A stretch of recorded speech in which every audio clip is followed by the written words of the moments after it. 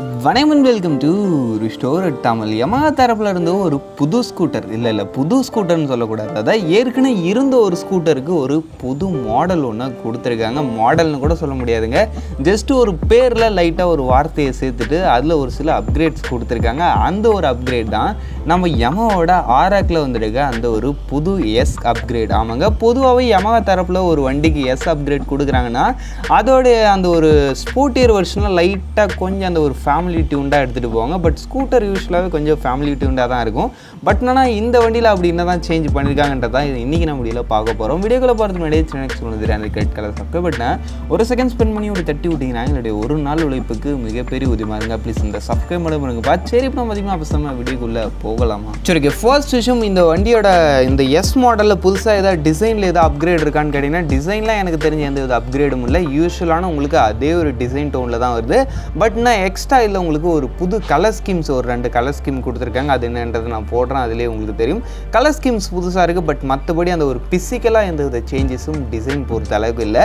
Next விஷயம், உங்களுக்கு வண்டியோட இன்ஜினில் மெக்கானிக்கலி இல்லை ஏதாவது எலக்ட்ரானிக்கலி ஏதாவது சேஞ்சஸ் இருக்கான்னு கேட்டிங்கன்னா அந்த இடத்துலையும் எந்த வித சேஞ்சஸும் இல்லை. சேம் உங்களுக்கு அதே ஒரு 155cc சிங்கிள் சிலிண்டர் 4 ஸ்ட்ரோக் 2 வால்க்கான இல்லை 4 வால்க்கான VVA technology liquid cooled engine தான். இது ரெண்டுத்துலையுமே யூஸ் பண்ணியிருக்காங்க. ரெண்டுத்தோட பவர் ஃபிகர்ஸ் எல்லாமே ஒன்று தான்.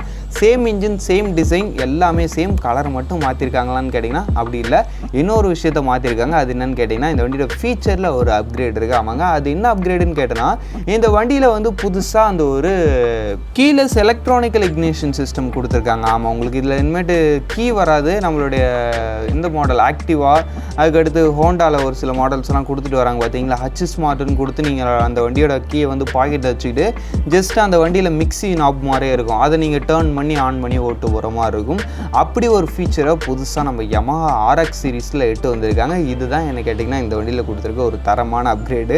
மற்றபடி எல்லாமே சேம் தான். இது ஒரு ஃபீச்சர் புதுசாக கொடுத்துருக்கறனால உங்களுக்கு அந்த ஒரு நம்ம எங்கேயோ கூட்டத்தில் கொடுத்துருக்கீங்கன்றப்ப அந்த ரிமோட்டில் எடுத்து பட்டன் ப்ரெஸ் பண்ணிங்கன்னா அந்த வண்டி எங்கே இருக்குன்றத அந்த ஒரு பஸர் லைட் மூலமாகவும் அதுக்கடுத்து இண்டிகேட்டர்ஸ் மூலமாகவும் நீங்கள் பார்க்கலாம். அதுக்கடுத்து உங்களுக்கு அதான் ஈஸியாக நீங்கள் சாவியே போடாமல் ஜஸ்ட்டு போயிட்டு இப்படி அது உங்கள் பாக்கெட்டில் இருந்தாலே போதும், ஆட்டோமேட்டிக்காக நீங்கள் அடிச்சுட்டு போயிட்டே இருக்கலாம். அப்படின்னு பார்க்கும்போது நல்ல ஃபீச்சர். ப்ராக்டிக்கலான ஃபீச்சரானு கேட்டிங்கன்னா ப்ராக்டிக்கலான ஃபீச்சர்னு சொல்ல முடியாது, பட் நல்ல ஒரு ஃபேன்சியரான ஒரு ஃபீச்சர்னு வேணால் சொல்லிக்கலாம். சரி, ஓகே. ஃபைனலாக இப்போ நம்ம இந்த வண்டியோட ப்ரைஸிங் எந்த அளவுக்கு வந்திருக்குன்னு பார்க்கணுமா வச்சிங்கன்னா அரௌண்ட் ஒரு 1,58,600 கிட்ட 1,50,600 கிட்ட வரைக்கும் வந்திருக்கு. எக்ஸ்ஷோரூம் ப்ரைஸும் உங்களுக்கு ஸ்டாண்டர்ட் நார்மல் மாடல் கீ மாடல் வந்து உங்களுக்கு இதை விட ஒரு 2,000 கிட்ட அஃபோர்டபுளாக இருக்கும். அப்படின்னு பார்க்கும்போது அரௌண்ட் ஒரு 2,000 to 3,000 கிட்ட நீங்கள் எக்ஸ்ட்ரா போகிறீன்றப்ப இந்த ஒரு கீலெஸ் மாடல் உங்களுக்கு நல்ல ஒரு ஆப்ஷனாக இருக்கும். இந்த யமஹா ஒரு RX 155 இந்த புது அப்கிரேட் பற்றி நீங்கள் என்ன நினைக்கிறீங்கன்றதை கமெண்ட் பண்ணி வைங்க. எனக்கு கேட்டிங்கன்னா இது ஓகே தான். ஏன்னா பொதுவாக யமஹா எப்பயுமே என்ன பண்ணுவாங்கன்னா புதுசாக ஒரு கலரை கொடுத்துட்டு லைட்டாக ப்ரைஸ் ஏற்றுவாங்க. பட் இந்த தடவை கலரை மட்டும் கொடுத்துட்டு ப்ரைஸ் ஏற்றாமல் ஏதோ ஒன்று சொல்லிக்கும்படி ஒரு ஃபீச்சரையும் கொடுத்துட்டு ப்ரைஸ் ஏற்றிருக்காங்க. அது வரைக்கும் சந்தோஷம் தான். சரி, ஓகே. அவ்வளோதான் ஃப்ரெண்ட்ஸ், இந்த வீடியோ நம்ம இங்கே முடிச்சோம். இதை பற்றி நீங்கள் என்ன நினைக்கிறீங்கன்றதை கமெண்ட் பண்ணுவீங்க. இப்போதைக்கு தேங்க் ஃபார் வாட்சிங். பை. See you later.